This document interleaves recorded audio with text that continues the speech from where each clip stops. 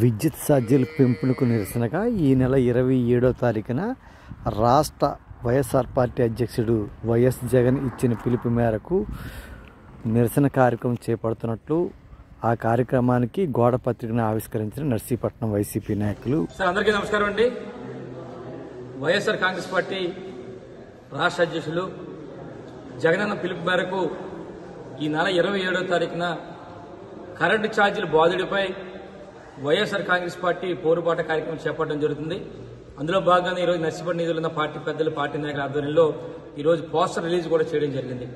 అయితే ముఖ్యంగా చెప్పాలంటే ఈరోజు రాష్ట్రంలో రాష్ట్ర ప్రజలపై వేల కోట్ల రూపాయల భారాన్ని వేయడం జరిగింది. దానికి నిరసనగా రేపు 27వ తారీఖున ఏదైతే ఇంజనీర్స్ ఉన్నారో, మరి ఎలక్ట్రికల్ సంబంధించిన ఇంజనీర్స్ ఉన్నారో వాళ్ళ దగ్గరికి వెళ్లి మరి తగ్గించాలి, కరెంట్ ఛార్జీలు తగ్గించాలని చెప్పి వింతపత్రం ఇచ్చే కార్యక్రమం చేపట్టడం జరుగుతుంది.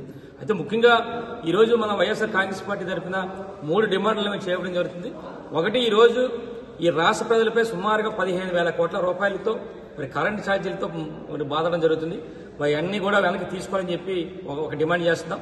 రెండోది, ఏదైతే ఎన్నికల్లో చంద్రబాబు గారు చెప్పారో కరెంటు ఛార్జీలు పెంచమని, దాన్ని కూడా ఆచరణలో పెట్టాలని చెప్పి రెండో డిమాండ్.